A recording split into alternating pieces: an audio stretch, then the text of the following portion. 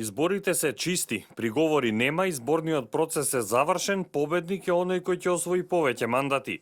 Сублимирани констатации на поранешни министри и пратеници на СДСМ и новинари кои важат за критичари на власта.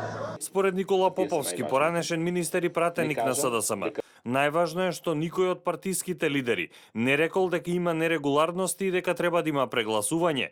Иако според него 450.000 граѓани кои гласале за владеачката коалиција се политички слепи за тоа каде треба да се движи Македонија.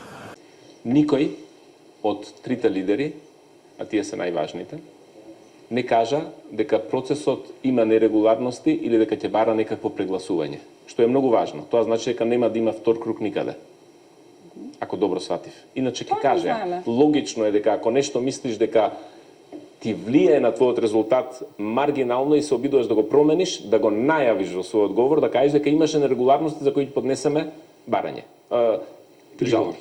Никој не го кажа, тоа значи дека треба да го прифатиме процесот како завршен. Ќе го повторам вечерва по втор пат, е што во Македонија после се што се случи, ние имаме сега веќе 434 на 86%. Ајде да заокружиме дека идните 12% ќе донесат уште 15-20.000 гласови. 450.000 луѓе, кои, не сакам никого да навредам, сите имам да повредам политички, кои имаат кратковидост или слепило во политиката, каде треба да се движи Македонија. Новинарот Атанас Кировски пак вели дека победник е оној кој освоил најмногу мандати. Анализирајќи ги првите изјави на лидерот на ВМРО ДПМН Груевски во кои тој говореше за добиени гласови. Според Кировски, најголем губитник на овие избори е ДУИ. Како што и самите видовте, не бе објавени пратенички мандати. Ние идеме на избори за пратенички мандати.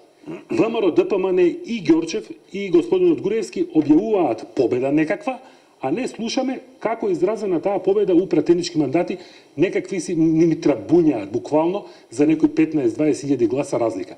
Хилари Клинтон освои 2 милиона гласови повеќе од Доналд Трамп и имаше жената доблест да го признае поразот. Значи немаме ние 500.000 начини на кои што се мери кој победил, кој изгубил.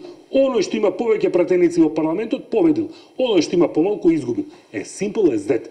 Вакви приказки не би требало да слушаме и да ја замајуваме јавноста у 12 ноќе. Вратам на едни разговори што ги воде Салех Ахмети пред 10 на години и сакам да констатирам дека тој стварно е за жал или за среќа, не знам веќе, најголемиот губитник на овие избори, бидејќи пред 10 на година кога ние зборувавме, тој велеше дека ќе дојде во Македонија брзо времето кога нема луѓето да гласаат според етнички принцип, него според идеолошки.